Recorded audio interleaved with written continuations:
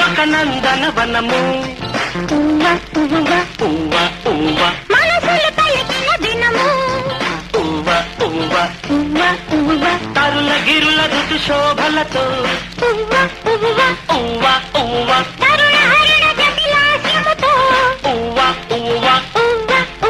కొత్త కొత్త పాటలిందు కోయిలమ్మ నేర్చుకున్న వేళ